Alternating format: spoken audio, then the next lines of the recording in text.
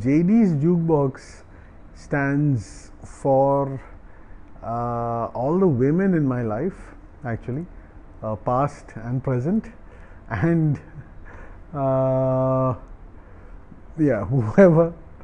So JD, the apostrophe, the S, the J in the jukebox, all these letters other than the X are women who are very important or have been very important part of my life.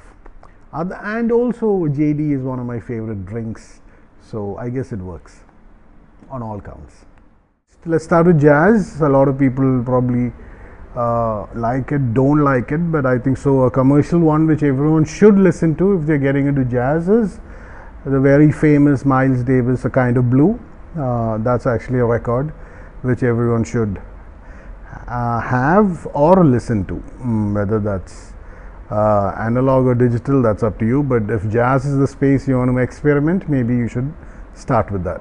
Prog rock or psychedelic rock, however you want to define that space of music. A big one is Pink Floyd. You can choose the album of Pink Floyd. A lot of people have a favorite of Pink Floyd. I think so, probably mine, which has changed over the years, also Pink Floyd, probably now is Animals. Funk and soul, if that's a genre which people are interested in. One of the very new bands, I would not say new, but probably 10-15 years, a band, a DJ duo out of UK. They're called the Allergies. They have probably now 3-4 albums, and a couple of the albums I do have it here. They're quite good because they mix a lot of the Motown stuff of the 70s with a very keen sense of electronic mix, including rap. Maybe some people like the rap element of it, some people don't. I prefer their mix without the rap element. They do have an R&B element also to it. That's quite good on their particular tracks of albums. Soundtracks, maybe. That's a genre which a lot of people are now probably getting into, probably because of Hans Zimmer and A.R. Rahman and all the great movie soundtracks of soundtrack composers of India and abroad. So I mean, yeah, you can pick a lot of Hans Zimmer soundtracks, especially of the new Dune movies. If you have an opportunity, please listen to it, pick it up, part 1, part 2.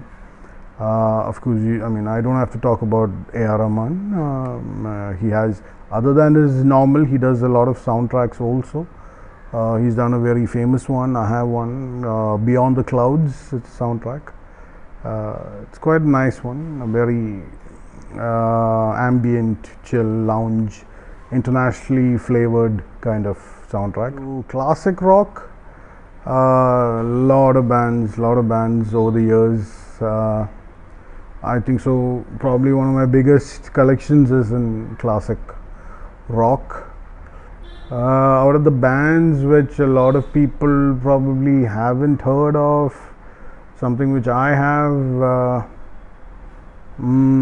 yeah, there's this southern rock band called Ozark Mountain Daredevils.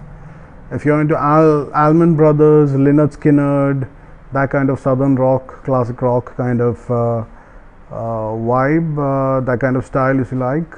Molly Hatchet is another band in that bracket. There's so many bands, Outlaws, but yeah, I think so. A band which a lot of people tend to ignore is Ozark Mountain Daredevils. Quite good. Not a big discography, so you can easily jump in and listen to their stuff of the 70s. Quite good, 70s and 80s. heavy metal genre. Obviously, I have to talk about a band which a lot of people probably don't know. I would say it's more of hard rock than heavy metal, but it's a Japanese band called Ningen Isu. I have a lot of their records. They formed since 1987 and they have probably 23 albums. I consider them to be in the same league as Black Sabbath with their recordings and their albums and their diversity in terms of their hard rock sound, progressive rock sound. Very ethnic Japanese element is always there. Just 3-member band, all 3 of them sing, 3 instruments, the bass, electric guitar and drums. All the 3 members take turns in singing lead. So a great band if you can withstand Japanese vocals. We can talk about the rock space of the 90s, say indie rock, 90s alternative rock, so grunge, that kind of. There's obviously a big band which a few people know of, but I don't know how popular they are. It's a band called Jimmy Eat World. It's in the alternative metal, new metal, emo. I don't know how you want to place them in what bracket or silo, but Jimmy Eat World is quite a big band out there. They have a couple of really good albums. They have 7 albums, if I'm not mistaken. But that's a good new age band, 2000s onwards, that is. In terms of, if you want to go back to the alternative rock grunge era, there's a great band called Candlebox, which had come out in the same era as Alice in Chains, Nirvana. Folk music, if that's a style. There's a lot of bands I listen to because personally for me, language and music doesn't matter. It's all about the rhythm and melody and the feel. To be honest, in any format, it doesn't have to be analog. I can groove to the same music in digital also. It's all about the music and the artist rather than the format of the music. That's quite important for me. I just have analog music, but that doesn't mean that's the only way to listen to music, right? One of the bands which I really got listening to was Manu Chao. This is artist out of South America. Cuba, that belt. Manu Chao is the name.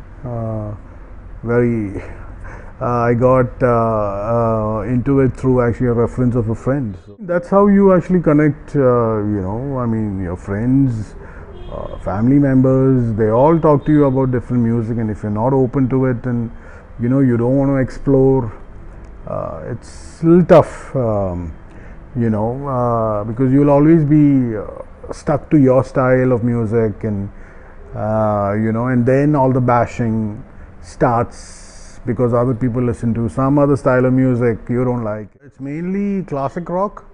I think so I have more than 500 used records of classic rock. Other than that, I have probably more than 21 styles of music here. So there's jazz, there's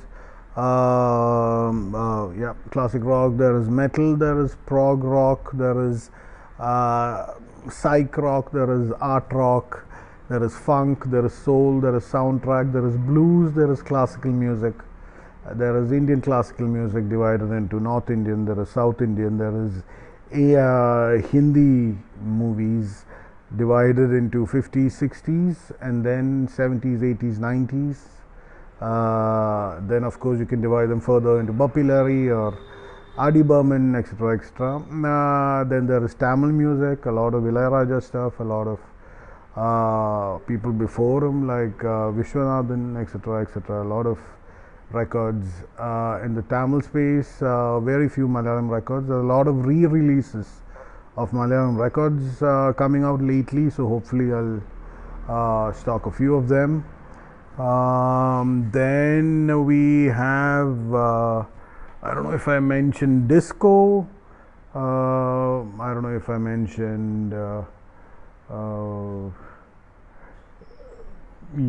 pop music, I don't know if I mentioned what else is there. Yeah, there's jazz rock, there's jazz funk, there's electronic music, which is divided into singles for DJs or electronic music albums out there like of Chemical Brothers. So the city with the best vinyl music lovers or community, I would say, is maybe Bombay. Mainly because probably they have a better spending culture for music, whether that's through live events, supporting local and international acts, or they have been paying for music. Bangalore too is a very big city of vinyl music lovers. Kerala though is at a very nascent stage and hoping that to pick up, and hopefully I'm a part of that building community. So on continuing with the building community aspect of what I'm doing here, I can, I don't know, proudly say, or at least I can say that there's been at least two people of, I would say, between 22 to 27 years of age, maybe first job, second job out of Infopark here in Cochin, who came and visited the store and saw vinyl for the first time, and literally went and bought a suitcase player and one went and bought a magnetic needle basic player.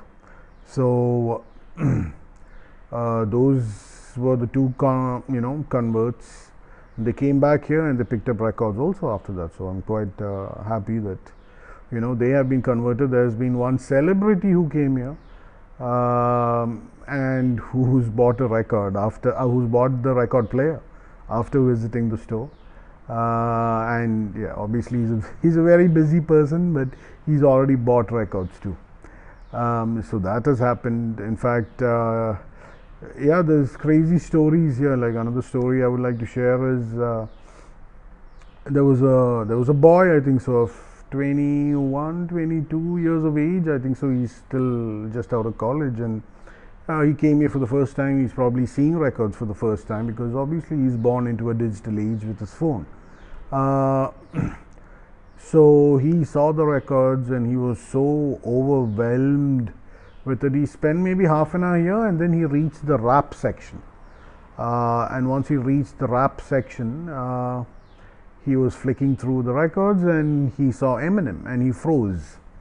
And he sat on this chair right here and he started hugging the record for a considerable amount of time. Started to get worrying, and then he burst out crying, and I'm talking about like a fountain opened up through his nose and mouth. And yeah, I rushed him to the bathroom and he was fine after 10 minutes, and I asked him, is everything okay at home? And he just did not tell me why he had that episode, and I got it out of him, and in the end he just said that he's never seen he's only seen Eminem in his life on his phone, and this was the first time he's actually hugged Eminem, and he walked out of this space, and I've never seen him again. So I really don't know what to make out of it, but now I kind of understand he had such a tangible, emotional, and a physical connection with that Eminem record, which he probably has never had his entire life, because he knows everything about Eminem digitally, but this was the first time he held it. So one of the first few records I got handed down, so to speak, was from my grandfather, because that was the first instance of me seeing a record player and records, etc. And my father. So there were 5 records I've got from them, acquired or handed down, so to speak, and the rest of all the records, I've collected. So I have one of them here, which is in good condition.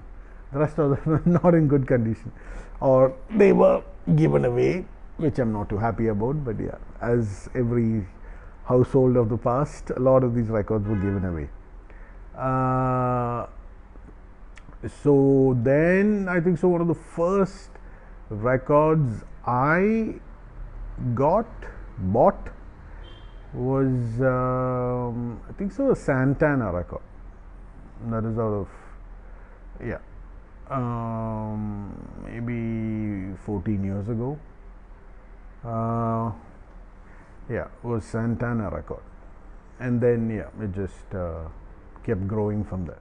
So the younger community which comes in here, they are obviously some of them obviously know about the records because they've seen it from their fathers, etc. Some of them obviously are seeing it for the first time. So they probably, a lot of their new age bands which they listen to, I'm talking about post 2000s or 2010 onwards, I don't have a lot of that stuff here.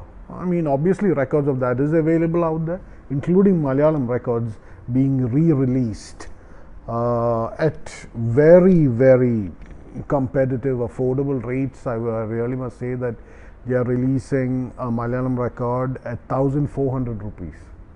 So those are great prices, to come out with albums. I mean, analog albums, if you can get at those prices, you're talking about really building a community of people who can really get into it. Maybe I've segregated my records here based on style. So if they like the pop style or the soul style, the R&B, the hip hop style, there are so many other bands which is still relevant and present today. But yeah, probably they started off 20, 25, 30 years ago. So yeah, I kind of recommend that, and sometimes it helps, sometimes it doesn't, because obviously music is very personal. What kind of music do people normally ask or seek out here? So I would say I've probably sold the most is Avial, the local band, the Mallu rock band, alternative rock band, Avial's record. Probably the most, because people kept asking for it, and I kept stocking them, and people just, I don't stock them anymore. So I'm done with Avial, but I sold them the most. But yeah, people have been seeking all kinds of music, I think. So Kerala also has a very diverse appetite for music. Will there be a future for physical format of music? Yes, there will be. Just like books, I feel. A lot of people still love reading physical books. The digital Kindle age of reading books is there. Maybe it's growing, but books, the feel of a book, the smell of a book, the same with music, audio cassettes, CDs, and vinyl records. They will always be there. Maybe a small niche community compared to all the digital streaming users out there. But hey, if you want to get emotionally involved with any artist or music on album, you might as well have a physical medium with you, because it's not only about what you listen. An artist comes out with art, and all the people who've ever owned an audio cassette or a CD or a vinyl record knows the art in music, written for that particular album by the artist. The songs are in that particular album, in that order, for you to listen to in a specific sequence.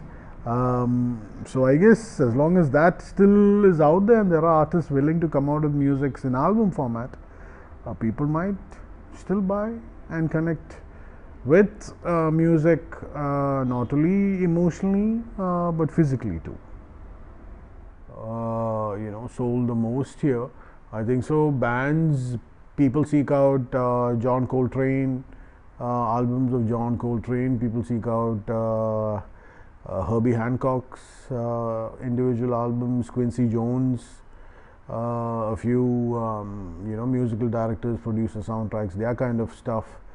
Of course, Ennio Morricone is a big ask.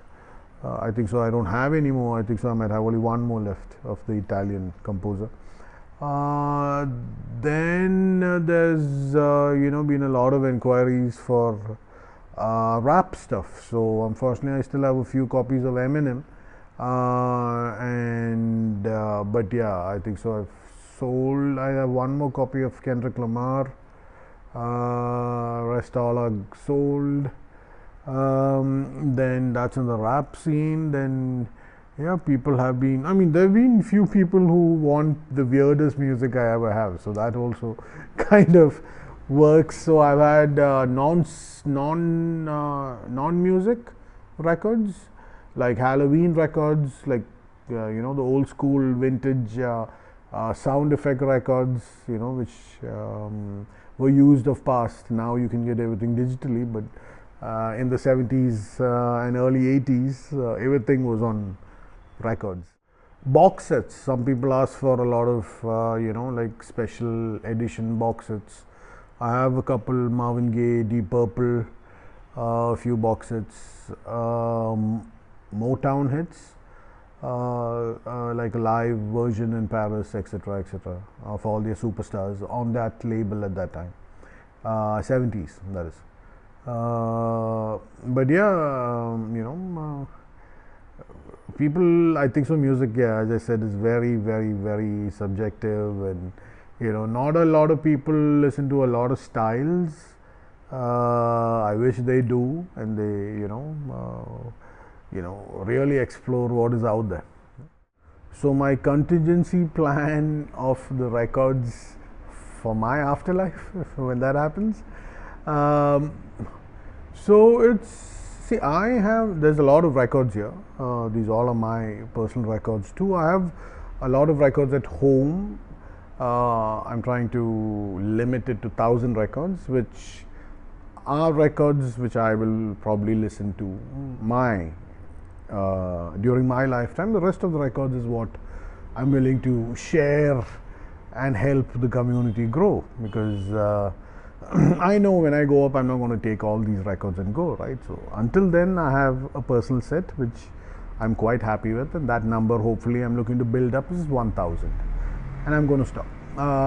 But yeah, so at that point of time, when that happens, there will be a contingency plan. I think so. Anyone of my age has to have those options. So I think so. Time will tell. But at this point, let's see how long this goes.